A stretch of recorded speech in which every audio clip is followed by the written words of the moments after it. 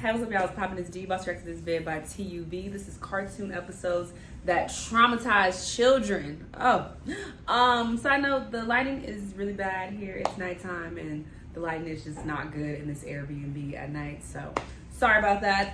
But yeah, we're gonna see what's on this vid and you know what's so traumatizing about these cartoons. Let's watch. Pingu's Dream. Pingu. Pingu was a Swiss-British stop-motion claymation children's show created by Otmar Gutmann in 1987. The main character is a penguin called Pingu who lives in the South Pole along with his family and friends. The show aired on BBC Children's and Education, and episodes averaged 5 minutes in length. Today, we will be talking about Season 1, Episode 26, Pingu's Dream. The episode starts off as normal, nothing out of the ordinary. Pingu's mom is reading him a bedtime story, and Pingu begins to drift away to sleep. He wakes up to the sound of his igloo jumping, and before you know it, the igloo flies away. Then his bed extends its legs and it begins walking. The camera cuts to this creepy walrus watching Pingu in his bed go about their day. Not to mention that every time the walrus pops up, these synths are played. It just gives you some uneasy feeling. What's up with things involving walruses being creepy? Like, the directors keep showing the audience how the walrus is just watching Pingu. Eventually, the walrus makes his introduction. And you know how the directors made this already creepy character make his introduction to children? This is how.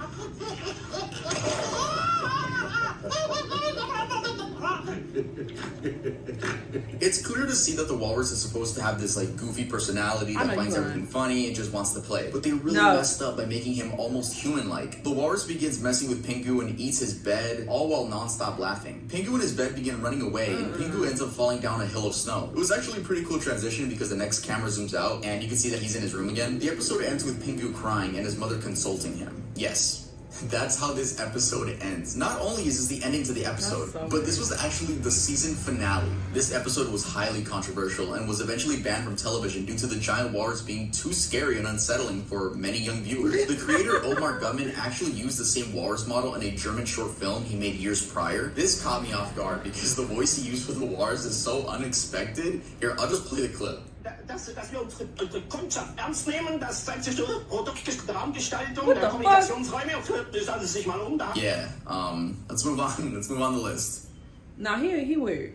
I can tell when I saw him. Tom and Jerry. Tom and Jerry need no introduction. I'm 100% sure everyone watching this video knows exactly who these two are. Blue Cat Blues is about Tom's love for a female cat which doesn't love him back. The video begins with a quote by Jerry's narrator while watching Tom sit on the train tracks patiently waiting for the train to come by. The quote is, "Poor Tom, in a few minutes it'll all be over, and for the first time since he met her, he'll be happy. Poor, miserable, lovesick creature. I suppose people will say I should have helped them. I know.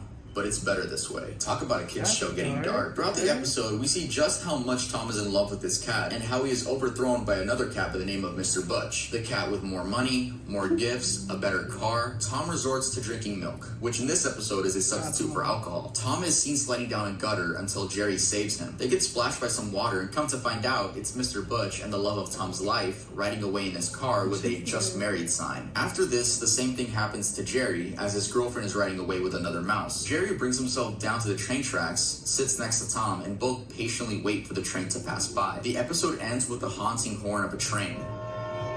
Oh, that is pretty cool. This episode was banned by Cartoon Network and Boomerang due to its references to alcohol and... Also, I just want to clear up a common misconception, and that is that this is actually the finale to the series. It's not. Man's Best Friend, Ren and Timpy. Ren and Timpy ran on Nickelodeon from 1991 to 1996 and focused on a sociopathic chihuahua and a clueless cat. This show got away with so much shit, it's actually scary. Season 2, Episode 4 opens up with a man by the name of George Liquor adopting Ren and Timpy at a pet store. Once he takes them home, he puts them through a bunch of rigorous tasks to see if they can keep up with how he wants his ideal pets to act. In one scene, he forces Stimpy to get on his couch so that he can learn how to be quote-unquote disciplined and... Oh no, this was Nickelodeon! I never watched this, but I knew about it. That's a good boy. I have have no idea how Nickelodeon let this show air in the first place. Yeah, Eventually, George says that his pets need to learn how to attack. So he puts on this padded bite suit, and Stimpy is reluctant due to him being his own. Ren, on the other hand, takes full advantage of this and begins beating the ever-living shit out of George with a paddle. So much so that George's head does a full 360 and right eyeball falls out of its socket. Ren continues on his rampage and just doesn't stop beating this man to a pulp. It even shows George with X's for eyes, and we all know what that means. Though he actually didn't die. It's still quite disturbing to add that little detail. But the disturbing parts of this episode don't end there. George climbs out of his suit, breathes like a maniac, and congratulates Ren on being a true champion. The episode ends with all three characters dancing. Yeah. Now, this episode actually never ended up airing on Nickelodeon. It was banned once they saw what it actually contained. But this episode was moved to Ren and Stimpy Adult Party Cartoon. And that show was basically a revival of the original, except with very sexual... It was just a very sexual show. I mean, if the creator went from making a kids show and turning that kids show into a sexual... I mean, I guess we could see where his mind was. Anyway, we could tell that this creator was trying to go with this dark humor, but it just ended up being super creepy for kids, and it was not the right move. Wow. Teeth for Two, Cat Dog. Cat Dog ran for 7 years on Nickelodeon from 1998 to 2005. You may recognize Dog's voice since it's Tom Kenny, SpongeBob's voice actor. Teeth for Two is actually a fun concept for an episode where whenever one of them does something, the other one feels it, except it revolves around teeth. Look, I hate the dentist already. Yes, I do go, but just the fact that there's drills in your mouth, pause, nah bro, I just hate everything about the dentist so much. Anyway, the dentist tells them that the food they eat affects the other's teeth, resulting in Cat's teeth to become brown and withered. Cat tries to convince Dog to start eating healthy, but then turns into a battle seeing who can do more damage to the other's teeth. Cat chews on ice, and Dog chews on foil. Later that night, Dog is asleep, and Cat attempts to brush his teeth. He is unable to do so because of all the food in his mouth. So what's the next best option? That's right, traveling inside of their own body to come out as an inside-out cat out of Dog's mouth.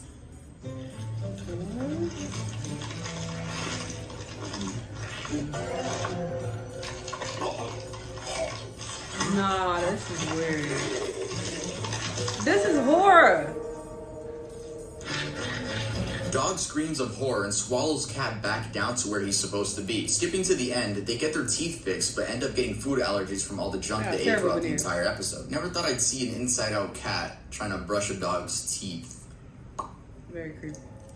Knuckles and his hilarious problem, The Misadventures of Flapjack. The Misadventures of Flapjack was another show that got away with so much disturbing shit. Personally, as a kid, I loved it just because it was so gross and I thought that was so funny back in the day. I remember pausing it at those funny still frames of like really detailed zoomed in pictures of the characters' faces. Anyway, season 2, episode 4 is Knuckles and his hilarious problem. This episode is about addiction. More specifically, Knuckles' addiction to candy, which has the effects of alcohol, from feeling warm and happy, angry at the world, to depression. The next morning, after Knuckles ingests a bunch of candy, Flapjack realizes that Knuckles has become addicted to the candy, so much so that he hallucinates, sees Flapjack as a lollipop, and tries eating him. Next, Knuckles begins manipulating Flapjack and tells him that he's just fine and he can trust him. Though this only leads to 2 candy rampages where he steals from homes, babies, and a gumball machine. Then we go to this depressing scene showing just how this candy addiction has left Knuckles, getting kicked out of the candy trough, being used as a doormat, and taking any bit of candy he can get, even if it's from a stranger's mouth. What the hell? Yeah, this is giving crackhead. Why would they? Bubby decides to send Knuckles off to isolation on a piece of the boardwalk into the sea. Here, Knuckles begins hallucinating and imagines a giant Flapjack putting his arms inside of his mouth and vomiting candy into it. Very dark episode if you think about it, especially seeing just how bad the effects of candy have left Knuckles. I really like the episode though. It really makes you aware of just how bad alcohol or any addiction can be. Definitely drugs.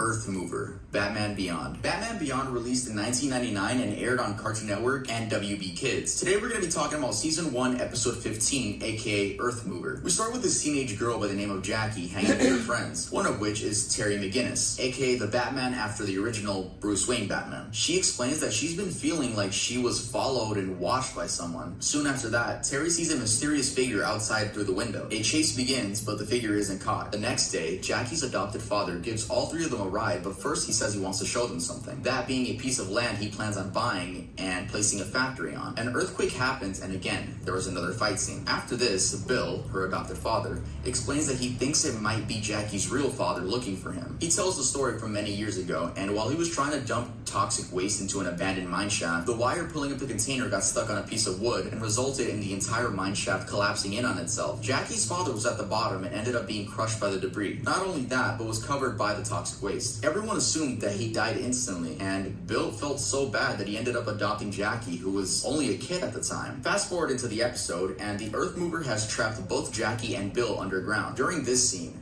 Jackie finds out what her father actually looks like, and, well...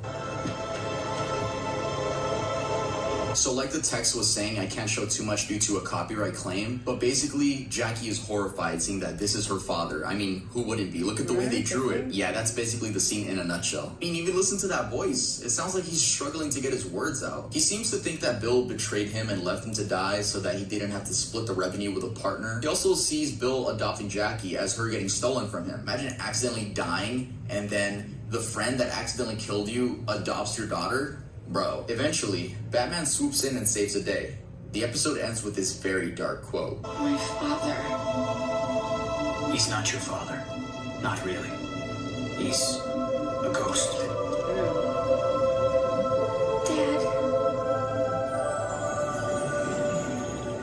Mooch Master P, Mr. Meany. Mr. Meany aired from 2006 to 2009 and was canceled due to a mix of low ratings and criticism from adults and vegetarians who protested against the show. Honestly, the show was very lucky it even lasted 3 years considering how ugly all of the characters were. The show followed fast food workers Josh and Parker through their odd adventures. Season 1, episode 6 begins with Parker quote-unquote mooching off of everyone and eating their food. Josh gets annoyed and tricks him into eating a raw patty. Then, weird things start happening, like all of the food Parker is about to take a bite out of disappear. Josh records it with a camcorder and slows down the footage. Then we see that a giant tapeworm is living inside of Parker eating all of his food. They decide to get rid of the tapeworm the only way they know how, fishing it out of Parker's stomach. They do end up getting it out, and an Australian man comes by and says he'll buy it for his zoo. Though he doesn't take it to the zoo.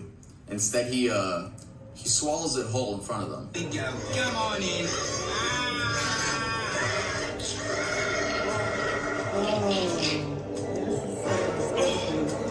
That's the stuff. And says she tickles on the way down. The worm. Wow. Okay. King Ramses' Curse / Remembrance of Courage Past, Courage the Cowardly Dog. This list would not be complete without mentioning Courage the Cowardly Dog. I could go on and on about all the creepy monsters that gave kids nightmares throughout the entirety of the series, but I want to mention the one that stuck with me the most, and that's King Ramses' Curse. In this episode, Eustace does not want to return a historical slab because he hears on the news that it's worth $1 million. A person from the museum it belongs to comes over to take it back and offers Eustace a tote bag. Really, my guy? I'm pretty sure you can legally get it back for free. Then the door gets slammed on him. When it becomes nighttime, they hear a creak at the door and check outside. Then we get King Ramses, who just keeps repeating, "Return the slab or suffer my curse." Return the slab. What? Return the slab or suffer my curse. It's just such a creepy design, and also it's a 3D model in a 2D animated show. There's so many instances of just plain creepy stuff in this cartoon, but that's what gave it its charm. I feel like Courage the Cowardly Dog definitely let young kids know whether they like the horror genre. So, shout out to Courage the Cowardly Dog for that. I also want to talk about another episode called Remembrance of Courage Past, which is actually the second to last episode of the entire series. This episode is about Courage's parents, which sadly got taken away from him at an early age due to an evil veterinarian. This veterinarian puts Courage's parents in a rocket ship, and Courage can't do anything because he's just a pup. While being chased, Courage hops into the garbage disposal and escapes. He watches as his parents are sent off to space and waves goodbye. We see how Courage is adopted by Muriel and why she decides to name him Courage. Meanwhile, in the present day, the same thing is about to happen to Muriel and Eustace, but luckily, Courage is able to save the day and send the veterinarian to space this time. In space, he finds himself with all the other dogs he has experimented on, including Courage's parents.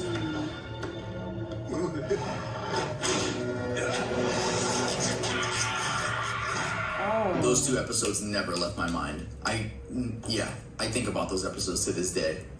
Damn. Jurassic Park, Futurama. This is a little bonus I'm throwing in. The reason I'm throwing this in as a bonus is because one, Futurama wasn't really made for kids. Yeah. It was a show for young adults. And two, I don't think this episode traumatized anyone. It was just incredibly sad. And if you're a fan of Futurama, you already know what I'm talking about.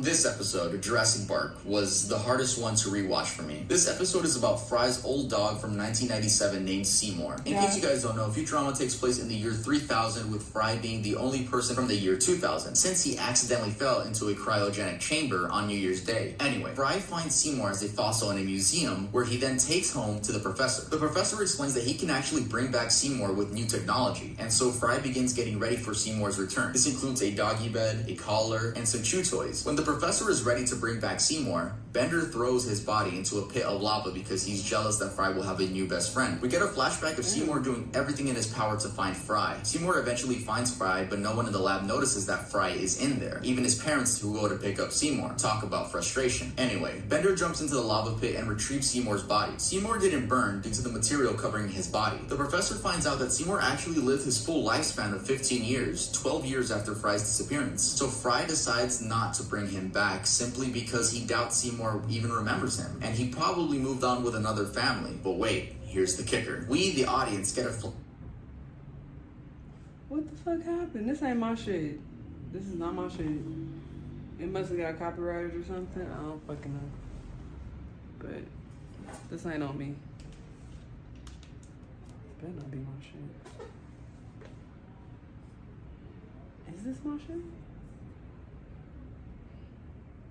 episode was actually nominated for an Emmy in 2003, which, you know, that's just how good the episode was. Sadly, it did not win the Emmy. The Simpsons beat it out, which is also made by Matt Groening. So, Matt Groening, good on you. Yeah, this episode tore my heart out when I watched it. I hope you guys enjoyed that video. Yes, these were some disturbing cartoons for sure. I'm convinced that the creators and writers behind this know what the fuck they're doing. They're not stupid. They want to torment children. This is not done by accident. This isn't like, oh, I didn't know that. No, you know what the fuck he was doing. Fuck out of here. People are really weird in the entertainment industry. Makes you think. Y'all let me know what y'all thought, though. Let me know what other videos I'm watching. I'll see y'all the next time. Bye.